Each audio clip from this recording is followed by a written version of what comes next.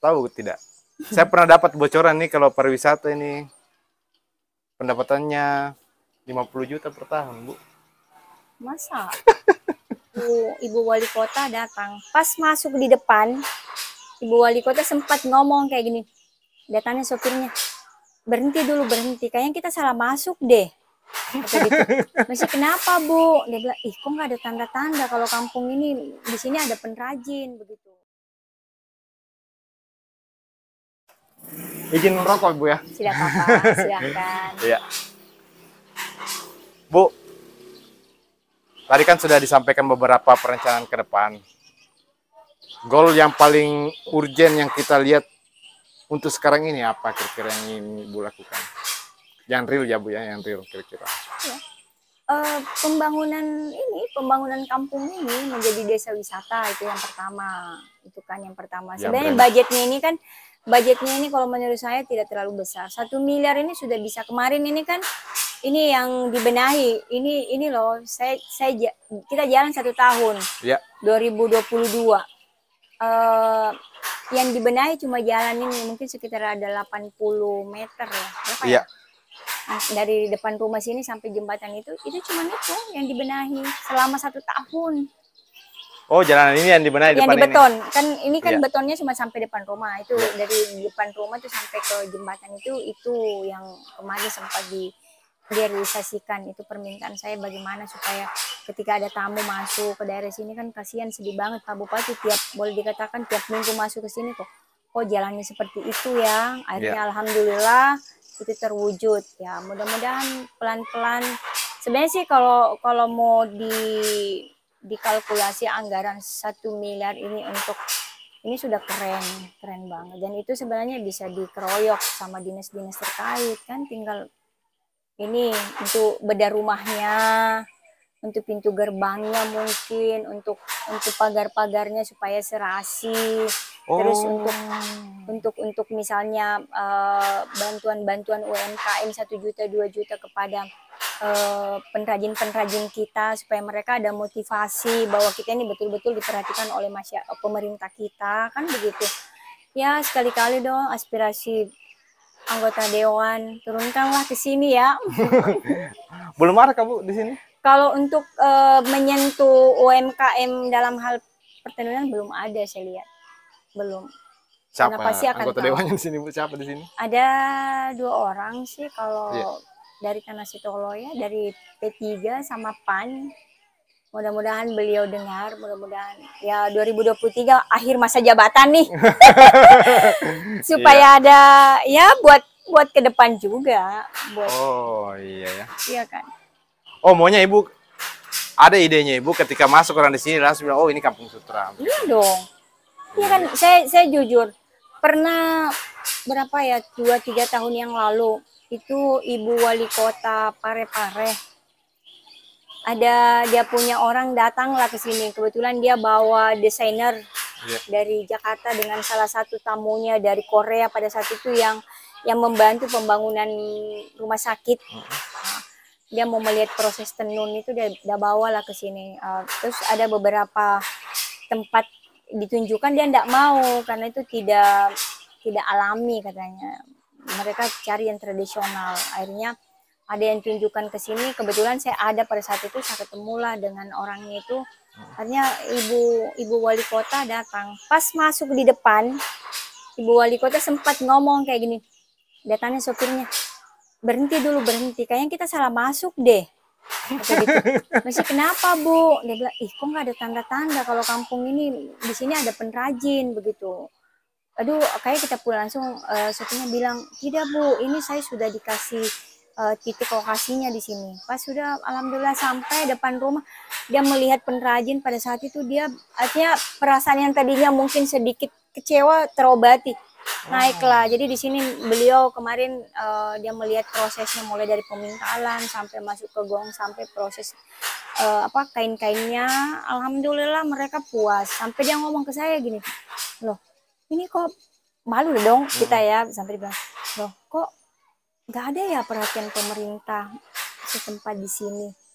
Saya bilang, saya no comment Bu, karena saya Alhamdulillah rumah ini sebenarnya salah satu tempat bagaimana untuk membuka wajah-wajah yang selama ini selalu minus tentang rumah-rumah kunjungan seperti itu. Iya. Ya. Bu, tahu tidak? Saya pernah dapat bocoran nih kalau pariwisata ini pendapatannya 50 juta per tahun, Bu. Masa? Bayangkan Bu, pariwisatanya kita 50 juta. Kalau dipikir itu, aduh gimana ya? Jujur ya, jujur. Lebih besar itu Bu, penjual pisang goreng di pinggir jalan, Bu. Padahal kita ini kan, Iya. kita ini Wajo itu adalah masuk salah satu kalender wisata dunia. Kenapa saya katakan seperti itu? Ya buktinya kalau lagi musim turis, Iya. daerah kita nih saya tiap hari, kadang baru jam 8 pagi bule sudah datang mau melihat penenun. Nah, sebenarnya kan itu kita bisa ngambil dari situ. Nah, tapi gimana caranya mau ambil dari situ? Kalau ya itu tadi penataannya. Kalau saya ini ada konsep. Ini kampung lah, ini kampung. Kita branding ya. Jadi mulai dari pintu gerbang ini kan bisa membuka lapangan pekerjaan. Jadi mulai dari pintu gerbang itu sudah tertulis kampung wisata tenun. Udah masuk ke situ, itu sudah mobil udah berhenti di depan. Mobil nggak boleh masuk. Boleh masuk. Iya, betul sekali. Di depan itu sudah ada petugas, guide nih ceritanya, mengantar mereka masuk. Nah, masuk ke dalam begitu. Sampai kan, oh iya kita nanti ngomong sama guide-nya ini nanti kasih 1 kali mengantar begini sekian. Ya nggak ada salahnya kan. Masuk sampai ke situ terus di sini kan prosesnya itu mulai dari pewarnaan, pemintalan, penghanian, terus masukkan itu kata bahasa Bugis itu perisi itu semua ada. Jadi itu nanti kan bule-bule bisa singgah di rumah masing-masing yang mengerjakan proses itu. Sehingga betul-betul memang jadi konsep bahwa oh di sini hidup gitu. Ada semua dari proses pewarnaan, pemintalan, ada semua di kampung ini. Ya tinggal itu tadi yang saya bilang, jadi di situ dibutuhkan kayak rumahnya itu yang kurang strategis, di situ di branding. Oh ini loh tempat pemintalan. Jadi orang kalau datanglah, tapi kalau mau jalan-jalan sampai di sini, bisa sampai di sini ngelihat semuanya prosesnya. Kira-kira mau tidak ini Bu? Mau lah, karena kan iya dong, mau lah pasti, karena kan siapa yang tidak mau maju? Iya ya. Sampai kapan saya jujur kenapa rumah ini saya bikin. Jadi pada suatu waktu saya kan tiap lebaran dulu ya, saya tiap lebaran tuh pulang kampung. Iya. Rumah saya tuh di sana di pinggir jalan, tapi di Jalan Poros ini Bu? Iya. Oh iya. Rumah orang tua. Iya. Jadi saya tuh selalu ketika pulang kampung saya selalu berkunjung ke rumahnya keluarga di sini. Jadi biasa kalau di situ pada saat itu saya melihat bule jalan dengan anak-anaknya lalu lalang gitu kan, tidak tahu dia mau singgah di mana karena masuk dalam rumahnya orang kondisinya tidak memungkinkan. Jadi akhirnya saya berniat pada saat itu, ya Allah saya bilang mudah-mudahan saya punya rezeki, saya akan bangun tempat di mana itu bisa menjadi tempat kunjungan yang layak. Alhamdulillah, iya yang ini. Iya. Alhamdulillah ya mungkin Allah pada saat itu dengar ya. Kalau mau dipikir. Ini biayanya berapa Bu ini? Mahal ini kayaknya nih. Ya mungkin tanpa saya sebut. Ya, kalau saya taksir ada 1 M ini Bu. Ya lebih ya, kurang lebih lah. Lebihnya berapa Bu? Lebih Rp1.000. Rp1.000. Iya. Terus apa ide Ibu tentang anak-anak yang mungkin generasi berikutnya Bu, ketika nanti sudah jadi ini berangan-angan ya, ketika sudah jadi ini tempat wisata, kan bule-bule itu datang pakai bahasa Inggris ya? Ya, makanya sebenarnya konsep yang saya mau itu sebenarnya udah komplit di dalamnya. Sudah ada kita ini, sudah disonding ke. Saya sudah sampaikan pada saat itu ke dinas terkait. Jadi gini, di kampung ini itulah yang saya bilang tadi, di sini cuma bukan pengrajin, bukan tenunan, tapi di sini kita bangun apa ya, kampung budaya. Di sini ada sanggarnya, jadi sewaktu-waktu nanti ketika hari jadi Wajo, kita bisa buat agenda itu diserahkan ke apa, kita konekkan dengan jadwal wisatawan. Oh iya ya. Nah, jadi mungkin sekitar 3 hari kita bikin pekan budaya atau apalah di sini yang bisa buat mereka senang gitu loh. Maksudnya pertunjukan olahraga tradisional. Nah, mereka masyarakat di sini, anak-anak kita ini kan itu bule-bule kalau datang, yang saya lihat mereka datang ini dia suka sapa anak-anak, dia suka kasih permen. Iya, suka permen. Ya. Sebenarnya mereka ini benar-benar ya. kalau mau kelihatan kita kalau seperti di Bali ya, di Bali di mana kalau kita pergi, anak-anak kecil itu bisa berbahasa Inggris. Ya mungkin dari pemerintah setempat, apa pemerintah kita ya istilahnya bagaimana punya program untuk apa ya, menjadikan kampung ini benar-benar layak untuk menjadi kampung wisata, dengan salah satunya adalah mengajarkan kepada anak-anak kecil bahasa internasional, bahasa Inggris. Iya. Saya pernah menghantar tamu, Bu. Saya kan tidak terlalu lancar bahasa Inggris, jadi saya pakai Google Translate. Dan yang menjadi kendala adalah ketika di tengah danau sana tidak ada listrik, HP kelobet. Astagfirullah. Jadi saya pakai bahasa tubuh. Masya Allah. Saya guide, Bu. Saya biasa antar tamu juga. Iya. Pemirsa, saya guide ya. Jadi saya adalah guide yang akan mengantarkan Anda ke rumah Ibu Juwita. Kemarin sudah lihat kan jalan ke rumah sini. Banyak sekali ilmu bisa kita dapatkan di Ibu Juwita. Dan konsep pemikirannya luar biasa. Tapi sayang tidak dipakai di sini. Tapi berhasil, Bu, ya di sana, Bu, ya. Sudah menjadi kebiasaan orang. Alhamdulillah. Karena itu tadi artinya mereka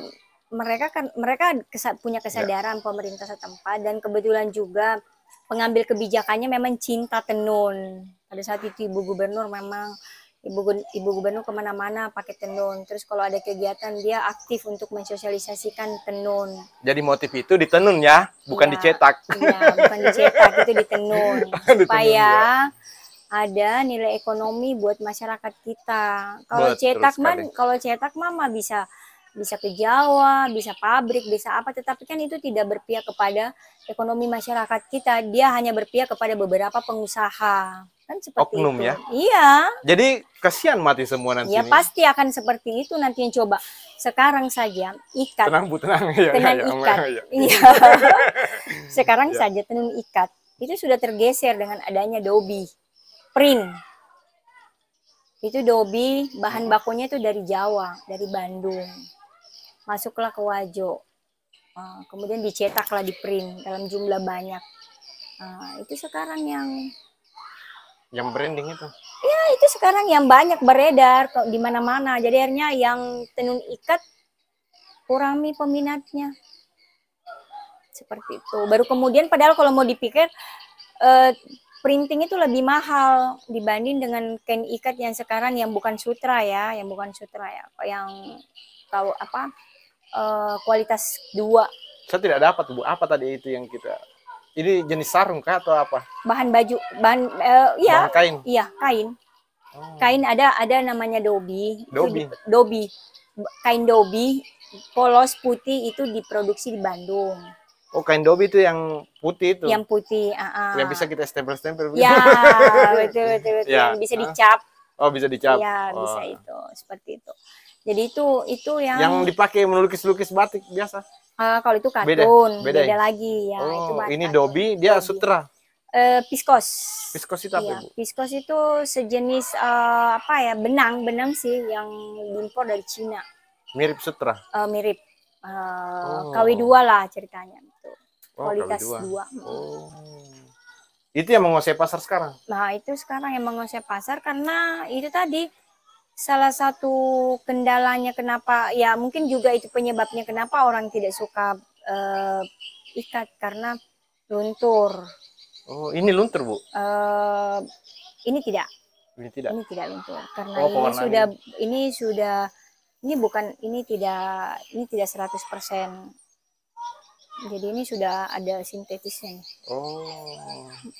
Jadi sutra-sutra dulu itu luntur, Bu? Zaman-zaman dulu? Sutra-sutra, kalau sutra dulu ya, Iya. pada sama nenek-nenek moyang kita tidak. Tidak?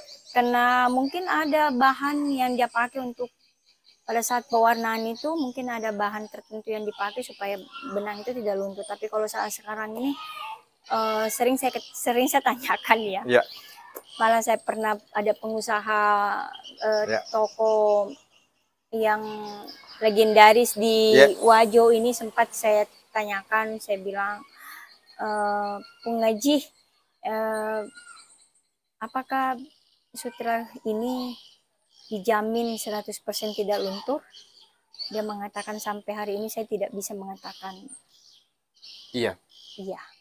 Jadi itu sebenarnya tugas pemerintah kita, bagaimana memfasilitasi para pengrajin kita ini untuk mendapatkan bahan, karena Jawa bisa. Sutra-sutra Jawa yang salah satu contohnya itu yang apa namanya? Yang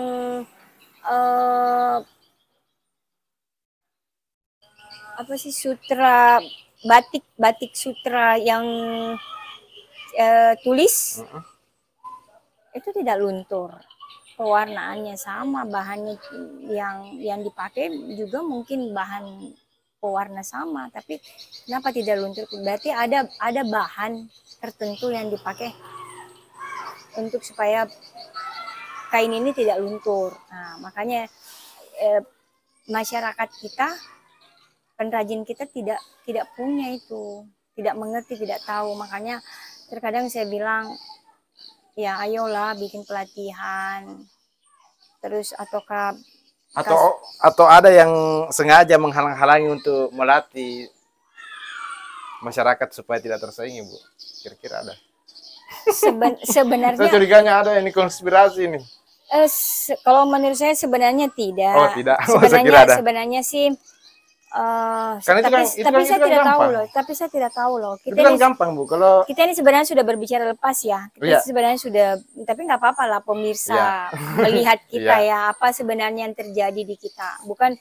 Bukan saya apa ya, mungkin ada yang tidak setuju dengan apa yang saya katakan, tetapi mungkin memang kita harus buka, karena mungkin tidak ada yang berani untuk berbicara seperti ini. Pernah dulu itu ada pengadaan, saya masih ingat waktu itu ada pengadaan untuk pewarna dengan bahan bagaimana benang ini, apa, pewarna ini tidak luntur. Tapi setelah saya telusuri waktu itu, ternyata itu nggak ada. Saya nggak tahu siapa yang ada, mungkin oknum atau nggak ada apanya, nggak ada barangnya, Bu. Nggak ada realisasi ke masyarakatnya. Pada saat itu Pak Bupati mengatakan bahwa ada anggaran itu, tapi saya tidak tahu apakah itu diambil oleh orang tertentu ataukah memang tidak diadakan pada saat itu. Jadi makanya saya sedih banget. Jadi saya bilang gini, masyarakat mengatakan kita mau beli, cuman barang itu tidak ada, seperti itu. Jadi makanya bule-bule yang biasa datang ke sini, ya memang tidak ada nilai ekonominya. Saya katakan tidak ada nilai ekonominya karena mereka tidak mau membeli. Karena itu tadi mereka selalu bertanya, ini pewarna apa? Ini pewarna kimia. Nah, kalau orang bule itu kan dia maunya alami. Memang dulu, Bu, ada pewarna alami, Kak, Bu, di sini? Ya, sebenarnya ada. Cuman itulah, tidak ada yang apa ya. Masih ada yang tahu, Bu, formulanya itu kira-kira yang hidup? Sekarang saya dengar-dengar kemarin ada beberapa kali pelatihan pewarna alam. Yang mengadakan itu katanya sih dari Pertamina. Cuman bukan di kampung ini, di kampung sebelah, di Asorajang katanya. Nah, ada beberapa pengrajin kita yang sempat dilatih. Makanya saya selalu cari siapa yang bisa, saya mau belajar untuk itu, supaya bagaimana, karena jujur nilai ekonomi harganya itu lumayan bagus dibanding dengan yang pewarna kimia. Dan kemudian juga itu yang saya bilang tadi, bahwa kalau bule mau belanja Ya memang harus ada bahan seperti itu yang kita siapkan. Iya ya. Iya. Masih banyak tugas kita, masih banyak PR kita, masih banyak sekali PR kita. Tapi ya makanya cuma saya bilang gimana ya, dengan cara apa ya semuanya ini. Cuman yang saya takutkan itu tiba-tiba semua nanti akan berakhir. Maksudnya penenun sudah tidak ada. Kalau daerah sini dari mana? Dari perbatasan, pokoknya Desa Pakana ini pernah saya hitung itu masih ada sekitar 100 pengrajin. Pengrajin. Masih ada penenun. Penenun. Tidak, mulai dari timpo warna, penghani, pokoknya yang pengrajin lah. Oh, penghani itu beda lagi, Bu. Beda lagi. Dan include itu, Bu, include. Berarti penenun sedikit dong. Enggak banyak. Paling kurang lebih 10 lah yang peminta dan lain sebagainya. Penenun itu masih ada sekitar mulai dari desa apa itu dusun yang sebelah sananya jalan sampai perbatasan Nevo. Itu masih ada sekitar 100 alat ATBM. Itu 2 tahun yang lalu saya bikin survei itu, tapi saya tidak tahu kalau untuk dalam waktu dekat sekarang ini masih ada tidak seperti itu. Bu, boleh kalau naik ke sini bayar kah, Bu? Tidak, free aja. Karena dikasih bayar, Bu. Karena menurut saya belum layak untuk itu. Cuman biasa mereka secara guide-nya itu secara pribadi kasih biasa penenun 20.000. Tapi yang ini ada juga sih yang pelit gitu. Oh iya ya. Ada juga bule miskin ya. Ada, bukan bulenya, tapi dari guide-nya biasanya kasih. Karena bukan orang lokal sini barangkali. Apanya? Guide-nya. Bukan. Orang ya rata-rata Makassar lah. Orang Makassar? Iya, kan itu kalau mereka datang itu dari Makassar, mereka kan sudah dengan travel dengan guide-nya memang. Jadi kadang mereka bermalam di Sengkang, kadang juga tidak. Kalau tidak bermalam berarti sore mereka datang kunjungan, tapi kalau pagi-pagi sekali berarti mereka bermalam di sini. Justru tak balik saya, Bu. Biasa yang punya toko kasih saya Bu. Ya beda lah. Kalau ada tamuku belanja. Nah, kalau seperti kita yang mungkin bawa belanja beda lagi. Saya dia kemarin panggil, sini. Terus dia kasih uang. Iya memang. Begitu biasa memang. Iya, tips kan supaya maksudnya itu salah satu teknik marketingnya mereka kan, supaya gitu ya. Besok kalau ada tamu bawa ke sini, karena kan biasa kasih uang rokok. Begitu. Buat beli ini. Berarti banyak keuntungannya itu mereka jual, Bu. Yang di depan. Tapi kenapa tidak belanja di sini, Bu ya? Atau memang tidak ada yang siap? Tidak ada yang siap. Makanya saya bilang di sini kan, di daerah sini ini adalah pengrajin. Khusus pengrajin di sini. Pengrajin. Yang di sebelah jembatan sini pengumpul. Iya, pengumpul. Mereka menjual mie. Nah, di sini khusus pengrajin. Jadi mereka sudah punya ini sendiri, pelanggan sendiri yang mengambil. Tapi pemerintah adakan pemintalan. Padahal di sini pengrajin. Iya, susah sih memang karena tidak tepat sasaran ya. Dan tidak ada yang nanti dulu kan banyak mesin di situ. Seharusnya kan daripada mesin itu tidak difungsikan, mending sebenarnya pinjam pakaikan ke masyarakat kita. Ada memang UPTD begitu, Bu, di sini? Ada, yang itu yang di sana, yang di Poros itu. Oke, cukup, Bu ya. Iya. Oke, pemirsa, cukup ya. Jadi itulah tadi bincang-bincang kita sama Ibu Juwita.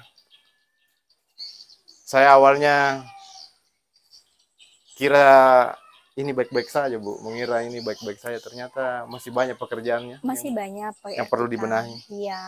Dan itu tidak bisa kita simpan. Iya.